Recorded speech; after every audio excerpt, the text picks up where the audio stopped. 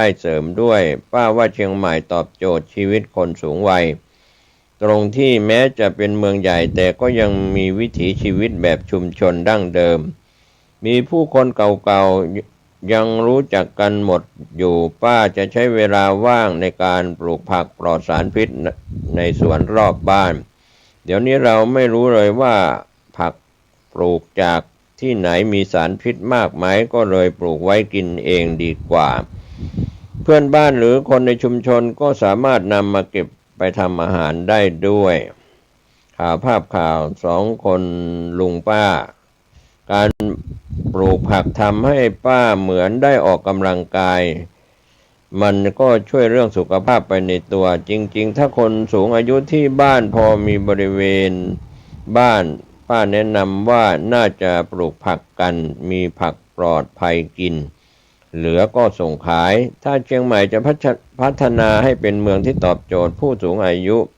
ป้าว่าการส่งเสริมให้ผู้คนได้มีอาหารการกินที่ดีขณะเดียวกันผู้สูงวัยสามารถสร้างรายได้แม้เพียงเล็กน้อยจากกิจวัตรหรือสวนผักเล็กๆของตัวเองก็น่าจะดีมากซึ่งเมืองก็ควรมีกลไกในการสนับสนุนสิ่งนี้รวมถึงช่องทางการจัดจำหน่ายผลิตภัณฑ์เหล่านี้สร้างรายได้เล็กๆให้พวกเราในอนาคตส่วนทางป้าแดงถึงเพ็ญพันธ์วังวิวัฒน์อายุ85ปีผู้ผลิตและเจ้าของแบรนด์เซรามิกสยามศิราดลพูดถึงเชียงใหม่เป็นเมืองหัตถกรรมเราเป็นเมืองที่มีโรงงานหัตถกรรมหลากหลายประเภทที่สามารถผลิตสินค้าที่มีคุณภาพออกไปวางจำหน่ายทั่วโลกจุดเด่นในเรื่องนี้ยังส่งเสริมอาชีพให้กับคนสูงวัยด้วยเพราะงานหัตถกรรมเกือบทั้งหมดเราสามารถทำได้ไปจนแก่ชราและก็เพราะสิ่งนี้แหละป้าคิดว่าเราสนับสนุนองค์ความรู้และทักษะนี้ไปสู่ผู้สูงวัยที่อยู่ที่บ้านทำการประชาสัมพันธ์โดยใช้ความชราความแก่ที่หลายคนอาจมองว่าเป็นจุดด้อยให้กลายเป็นจุดขายทางการตลาดสิ่งนี้ก็อาจเพิ่มมูลค่าทางใจแก่งานหัตถกรรมได้มากขึ้นทุกวันนี้ป้าอายุ85ปีแล้วแต่ก็ยังมีความสุขกับได้ขับรถไปทำงานทุกวันรวมถึงได้เรียนรู้สิ่งใหม่ๆจากคนรุ่นหลังสิ่งนี้เป็นหัวใจสำคัญในการทำธุรกิจเชิงสร้างสรรค์แบบที่ป้าและครอบครัวทำอยู่งานปั้นเซรามิกสอนให้เรารู้จักปล่อยวางเพราะต่อให้ปั้นดีแค่ไหนพอเข้าเตาเผาไปเราก็ไม่สามารถควบคุมผลของมันให้ออกมาดีได้ทั้งหมดหลายคนเห็นป้าแดงอายุเท่านี้แต่ยังดูแข็งแรงยังทำงานอยู่แต่ความเป็นจริงเราก็มีโรคตามวัยมีปวดเมื่อยตามกระดูกเหมือนคนอื่นแต่เราไม่ไปยึดติดให้บั่นทอนหัวใจอย่าคิดว่ามันเป็นปัญหาให้มองเป็นเรื่องธรรมดาที่ต้องเกิดขึ้นปล่อยวางปรับตัวกับมันและที่สำคัญหาเป้าหมายในชีวิตที่ยังทำให้เราอยากลุกขึ้นมาทำอะไรในทุกวันส่วนป้าศรีพันธ์ชวนชัยจิตและลุงนิพันธ์ชวนชัยจิตอายุ86ปีเป็นประธานอาสาสมัครชุมชนช้างม้อยและผู้ประกอบการผลิตตุงสองคนนี้กล่าวถึงว่าเราสองคนอยู่ชุมชนช้างม้อยในย่านเมืองเก่าเชียงใหม่นี่เป็นชุมชนที่มีการผสมผสานระหว่างวิถีชีวิตดั้งเดิม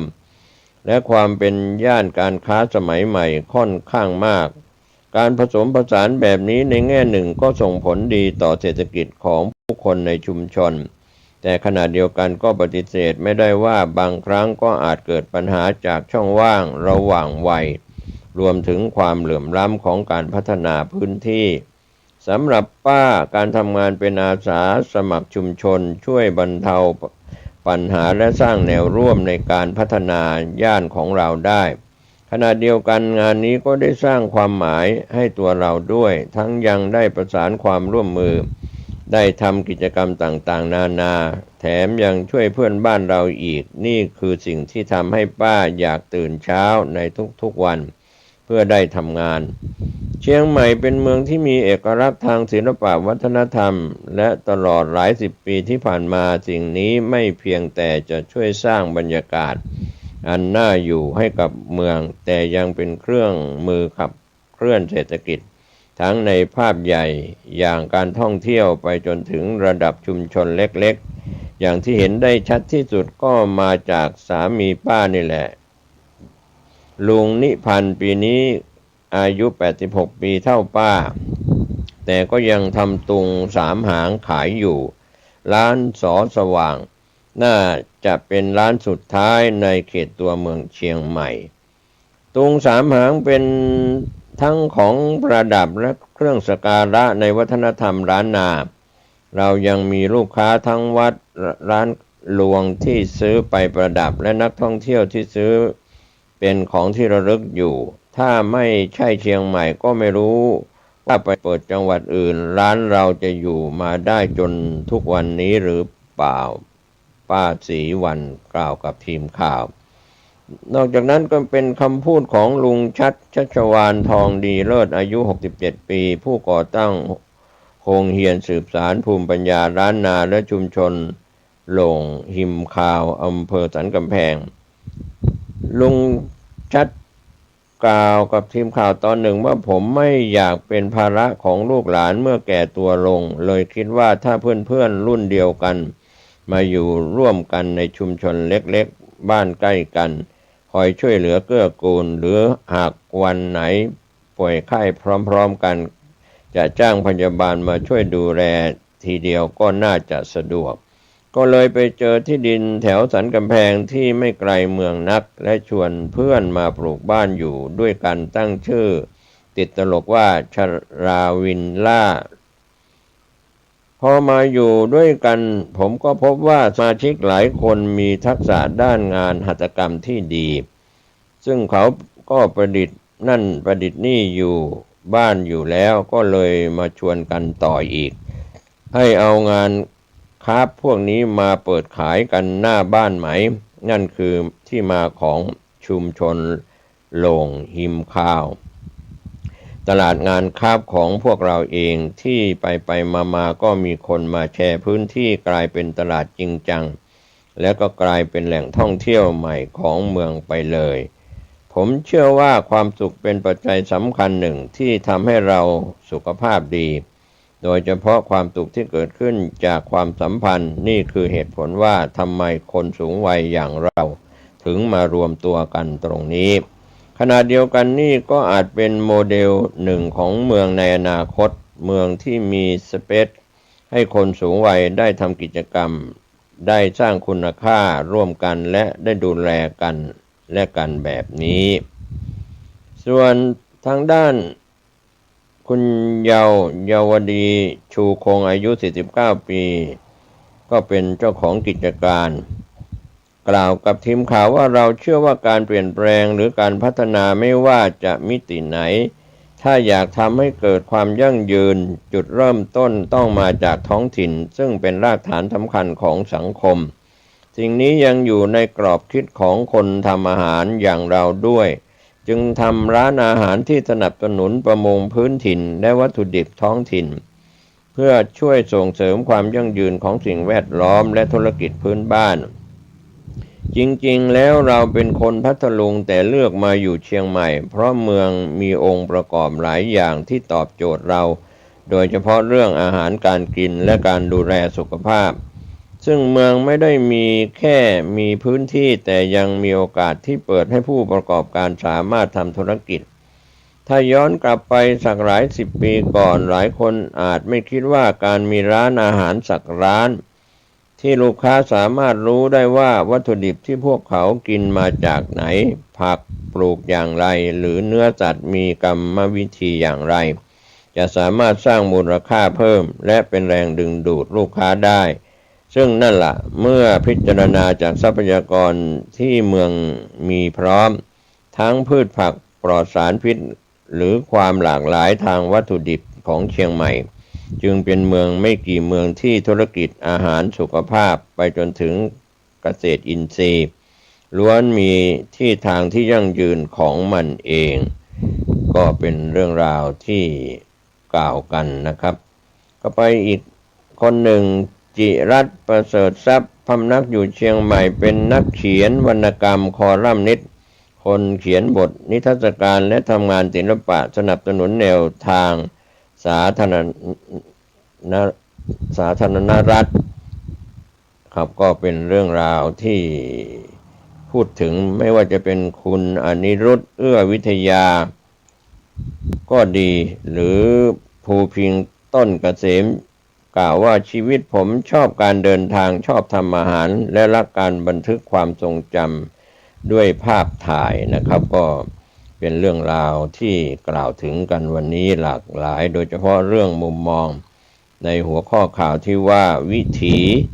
แก่ดีมีสุขที่เชียงใหม่ที่เมืองใหญ่ควรปรับเปลี่ยนเพื่อคนสูงวัยนะครับท่านผู้ฟังส่วนคนเชียงใหม่หรือผู้ที่มาอาศัยอยู่เมืองเชียงใหม่จะให้ความสำคัญกับชุมชนที่ในแต่ละพื้นที่ในตัวเมืองหรืออำเภอรอบนอกในภาพรวมทั้ง25อำเภอก็ยังเป็นจุดเด่นในเรื่องของสังคมสูงวัยเกี่ยวกับบรรยากาศอาหารการกินที่อยู่อาศัยยังเป็นที่พึ่งพิงยามแก่ชราได้ขอบคุณทีมข่าวที่ได้รายงานข่าวเรื่องนี้กันเข้ามาไปทางด้านข่าวที่ทางทีมข่าวได้รับรายงานกันเรื่องของผักบ้านๆที่เราอยู่อาศัยกันมีผักบ้านๆอยู่2ชนิดที่คนญี่ปุ่นเรียกว่ายาอายุวัฒนะ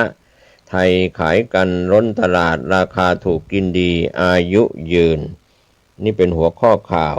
กุญแจสู่ความอายุยืนตามแบบฉบับของคนญี่ปุ่นกลับกลายเป็นอาหารที่คุ้นเคยชาวไทยหาซื้อได้ไม่ยากหากคุณเคยรู้จักโอกินาว่าเกาะทางตอนใต้ของญี่ปุ่นคุณอาจเคยได้ยินคำกล่าวขานที่ว่าดินแดนที่ผู้คนมีอายุยืนยาวที่สุดในโลกเนื่องจาก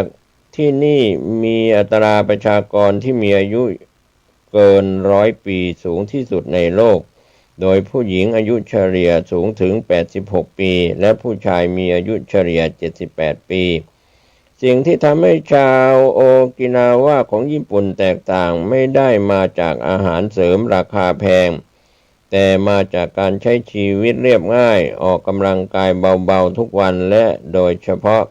การรับประทานอาหารสีเขียวที่มีผักและอาหารธรรมชาติมากมายหนึ่งในสิ่งพิเศษในเมนูประจำวันของพวกเขาก็คือผักบ้าน2 ชนิดที่เห็นกันอยู่บนโต๊ะอาหารบ่อยครั้งซึ่งถือเป็นกุญแจสู่การมีอายุยืนยาวและน่าดีใจที่เมืองไทยก็สามารถหาซื้อได้ง่ายๆในราคาไม่แพงเลย1. สาหร่ายทะเลสาหร่ายไม่เพียงแต่เป็นอาหารญี่ปุ่นแบบดั้งเดิมเท่านั้นแต่ยังเป็นแหล่งสารอาหารที่อุดมสมบูรณ์อย่างยิ่งสาหร่ายอุดมไปด้วยวิตามิน A วิตามิน C วิตามิน E และแร่ธาตุต่างๆเช่นแคลเซียมธาตุเหล็กและไอโอดีนนอกจากนี้สาหร่ายยังมีสารประกอบมีฤทธิ์ต้านอนุมูลอิสระอย่างทรงพลังเช่นฟิวโคเซนทินและฟิวคอยเตนซึ่งช่วยลดการอักเสบเสริมสร้างภูมิคุ้มกันและปกป้องเซลล์จากการแก่ก่อนวัยรายงานข่าวเรื่องนี้จากมหาวิทยาลัยเกียวโตออกมาระบุว่าการเพิ่มสาหร่ายลงในอาหารสามารถช่วยลดความดันโลหิตและชะลอการดำเนินของโรคหลอดเลือดหัวใจได้ชาวญี่ปุ่นมักนำสาหร่ายมาทำเป็นอาหารจานง่ายๆเช่นซุปมิโซะสลัดหรือรับประทานกับข้าวและซาซิมิสาหร่ายไม่เพียงแต่ช่วยเพิ่มรสชาติเท่านั้นแต่ยังให้สารอาหารมากมายที่มีแคลอรี่ต่ำมากเหมาะสำหรับผู้ที่ต้องการรักษาหุ่นและรักษาสุขภาพที่ดีในระยะยาวส่วนที่2คือมะระขี้นกมะระเป็นผักที่ได้รับ ความนิยมในหมู่ชาวโอกินาว่ามากจนมีเมนูขึ้นชื่อที่เรียกว่าโกยะซัมบุรุอาหารจานนี้มักผัดมะระกับเต้าหู้ไข่และบางครั้งก็มีหมูหรือปลาทูน่าด้วยทำให้ทั้งอร่อยและมีคุณค่าทางโภชนาการแม้ว่ารสขมอาจทำให้หลายคนแต่คุณสมบัติพิเศษนี้เองที่ทำให้มะระมีคุณค่าทางโภชนาการสูงจากการศึกษาวิจัยของมหาวิทยาลัยนิวยอร์กพบว่ามะระมีสารประกอบจากพืชที่ช่วยลดความอักเสบช่วยในการขับสารพิษและปรับปรุงการไหลเวียนของเลือดโดยเฉพาะอย่างยิ่งผักชนิดนี้ยังมีส่วนช่วยควบคุมระดับน้ำตาลในเลือดและช่วยควบคุมโรคเบาหวานอีกด้วยขณะที่ชาวไทยมีวิธีแปรรูปมะระหลายเมนูซึ่งไม่น้อยหน้าชาวญี่ปุ่นเลยเช่นมะระยัดไส้มะระผัดไข่นอกจากจะช่วยย่อยอาหารและช่วยชำระล้างร่างกายแล้วมะระยังถือเป็นอาหารที่เหมาะสำหรับผู้ที่ต้องการลดน้ำหนักเนื่องจากมีแคลอรี่ต่ำและช่วยชะลอการดูดซึมน้ำตาลก็เป็นส่วนที่ทางทีมข่าวเราได้รับรายงานก็ถือว่าเป็นสิ่งที่ดีเรามาเน้นด้านสุขภาพของตัวเราเองก็คือหัวข้อข่าววันนี้ในช่วงนี้คือยาอายุวัฒนะแห่งญี่ปุ่น2ผักบ้านๆที่คนไทยกินตามได้สบายๆไม่ว่าจะเป็นส่วนของที่ญี่ปุ่นหรือของไทยมะระและก็ส่วนที่ปรากฏในญี่ปุ่นก็คือสาหร่ายทั้งสาหร่ายและก็มะระในประเทศไทยก็หาซื้อกินได้หรือปลูกได้นะครับถือว่าเป็นยอดอาหารคุณภาพในการรายงานข่าวขอบคุณผู้สื่อข่าวรายงานข่าวด้านสุขภาพเกี่ยวข้องกับผักที่เป็นประโยชน์ต่อร่างกายของเราท่านทั้งหลายในวันนี้ไปอีกข่าวหนึ่งก็มุ่งเน้นด้านข่าวสุขภาพเสียเป็นส่วนใหญ่ในช่วงนี้หลีกเลี่ยงข่าวการบ้านการเมืองทั้งระหว่างประเทศไม่ว่าจะไทยเขมรหรือการบ้านการเมืองในเรื่องของการปรับคณะรัฐมนตรีของประเทศไทยที่เป็นเรื่องจำเจวุ่นวายภาคประชาชนก็เอื่อมระอาจะออกหัวออกก้อยอย่างไรก็ไม่อยากจะติดตามข่าวซึ่งเป็นเรื่องข่าวที่วุ่นวายมาแรมเดือนไปทางด้านข่าวที่สร้างเสริมสุขภาพโดยแพทย์ได้ชี้แจงถึงอาหารที่แพทย์อวยนักรบบำรุงไตฟื้นฟูเส้นผมสายตานอนหลับกินดีไม่จำเป็นต้องแพงก็เป็นเรื่องราวที่หัวข้อข่าวฉายานักรบบำรุงไตหมอยืนยันอาหารสีดำที่กินดีก็คือถั่วดำได้รับการยกย่องจากแพทย์แผนตะวันออกมายาวนานว่าเป็นอาหารบำรุงไตชั้นเยี่ยมโดยเฉพาะกลุ่มคนวัยกลางคนและผู้สูงอายุซึ่งเป็นช่วงวัยที่ทำงานของไตเริ่มเสื่อมถอยตามอายุการดูแลไตจึงเป็นพื้นฐานสำคัญของการมีสุขภาพที่ดีทั้งในด้านพลังงานภูมิคุ้มกันและการชะลอความแก่ความชราในมุมมองของแพทย์แผนจีนไตคือรากฐานของชีวิตเมื่อไตอ่อนแออาจนำไปสู่การเกิดอาการต่างๆเช่นผมบางผมงอกนอนหลับไม่สนิทหรือการมองเห็นลดลงดังนั้นในเรื่องการรับประทานอาหารที่ช่วยบำรุงไตเป็นประจำจึงเป็นแนวทางที่เรียบง่ายแต่ได้ผลในการดูแลสุขภาพในระยะยาวถั่วดำมีลักษณะผิวสีดำเข้มซึ่งในตำราจีนระบุว่าสีดำเข้าสู่ไตจึงเหมาะอย่างยิ่งสำหรับการฟื้นฟูสมดุลของไตถั่วดำมีรสหวานอ่อนบำรุงหยินของไตเสริมกล้ามเนื้อและกระดูกยังอุดมไปด้วยสารอาหารสำคัญเช่นโปรตีนวิตามินอ e ีแอนโทไซยานิน เลซิตินธาตุเหล็กสังกะสีแมกนีเซียมซึ่งมีผลดีทั้งต่อการ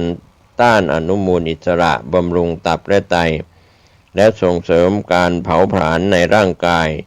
1. ลดผมร่วงผมงอกบำรุงรากผมการทำงานของไตที่ลดลงสัมพันธ์กับสุขภาพเส้นผมถั่วดำมีไบโอตินและสังกะสีที่ช่วยเสริมความแข็งแรงให้เส้นผม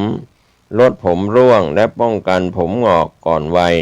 นอกจากนี้ยังมีแอนโทไซยานินที่ช่วยเพิ่มการไหลเวียนเลือดไปยังหนังศีรษะและช่วยบำรุงรากผมจากภายในส่วนที่สองนั้นปรับปรุงการนอนหลับแมกนีเซียมในถั่วดำมีบทบาทในการผ่อนคลายระบบประสาทและกล้ามเนื้อช่วยให้หลับสนิทมากขึ้นก็มีงานวิจัยพบว่าแมกนีเซียมช่วยลดการนอนไม่หลับในผู้สูงอายุได้นอกจากนี้ยังช่วยกระตุ้นการผลิตเมลาโทนินซึ่งเป็นฮอร์โมนควบคุมการนอนหลับส่วนที่3บำรุงสายตาลดการเมื่อยล้าของดวงตาแอนโทไซยานินและวิตามิน A เบต้าแคโรทีนในถั่วดำยังปกป้องจอประสาทปรับปรุงการไหลเวียนเลือดไปยังดวงตางานวิจัยยังชี้ว่าแอนโทไซยานินช่วยให้มองเห็นในเวลากลางคืนดีขึ้นลดความล้าของดวงตาจากการใช้งานหนักแม้ว่าถั่วดำจะมีประโยชน์ต่อสุขภาพอย่างหลากหลายแต่ก็ควรบริโภคในปริมาณที่เหมาะสมโดยแนะนำให้รับประทานประมาณ 50-100 กรัมต่อวันเพื่อให้ร่างกายได้รับสารอาหารครบถ้วนโดยไม่เกิดแคลอรี่ส่วนเกินควรปรุงถั่วดำให้สุกก่อนรับประทานเพื่อป้องกันอาการอาหารไม่ย่อยโดยเฉพาะในผู้ที่ระบบย่อยอาหารอ่อนแอหรือมีปัญหาเกี่ยวกับลำไส้ผู้ที่แพ้ถั่วหรือมีภาวะโรคเกาต์ควรปรึกษาแพทย์ก่อนบริโภคถั่วดำที่ยังไม่ได้นำมาใช้เก็บในภาชนะที่ปิดสนิทและวางไว้ในที่แห้งเพื่อป้องกันการเกิดเชื้อรานอกจากนี้ไม่ควรนำถั่วดำมาทำเป็นเครื่องดื่มหรือบริโภคแบบน้ำทุกวันเพราะอาจส่งผลต่อการดูดซึมสารอาหารบางชนิดโดยเฉพาะในเด็กหรือผู้ที่มีภาวะลำไส้อ่อนแอถั่วดำจึงไม่ใช่แค่ส่วนประกอบในมื้ออาหารที่เราคุ้นเคยแต่เป็นอาหารที่มีคุณค่าทางโภชนาการสูงและส่งเสริมสุขภาพได้อย่างรอบด้านโดยเฉพาะกับผู้ที่ต้องการดูแลสุขภาพไตผมการนอนหลับและภาวะมองเห็นอย่างครอบคลุมการเพิ่มถั่วดำในเมนูประจำวันอย่างเหมาะสมจึงเป็นอีกหนึ่งทางเลือกที่ดีต่อสุขภาพในระยะยาวก็เป็นการรายงานข่าวขอบคุณข่าวภาพข่าวหัวข้อข่าวอาหารที่แพทย์อวยนักรบบำรุงไตฟื้นฟูเส้นผมสายตานอนหลับกินดีไม่จำเป็นต้องแพงฉายานักรบบำรุงไตหมอยืนยันอาหารสีดำที่กินดีก็คือถั่วดำนะครับก็เป็นส่วนนำมาฝากวันนี้ข่าวชาวบ้านเป็นไปทางด้านข่าวสุขภาพด้านอาหารด้านบรรยากาศและที่อยู่อาศัยก็เป็นส่วนหนึ่งนะครับกับการเปลี่ยนบรรยากาศข่าวชาวบ้านในช่วงนี้ข่าวร้อนๆข่าวเรื่องการบ้านการเมืองทั้งในประเทศและระหว่างประเทศก็คงจะดับสลายไปตามกาลเวลาความจริงเท่านั้นที่จะปรากฏว่าใครจะลุกลานไม่ลุกลานจะมีปัญหาซึ่งกันและกันหรือเป็นข่าวเฟกนิวหลอกลวงกันไปหรือจะเป็นเรื่องจริงเกิดขึ้นอย่างไรท่านติดตามข้อมูลข่าวสารด้านการบ้าน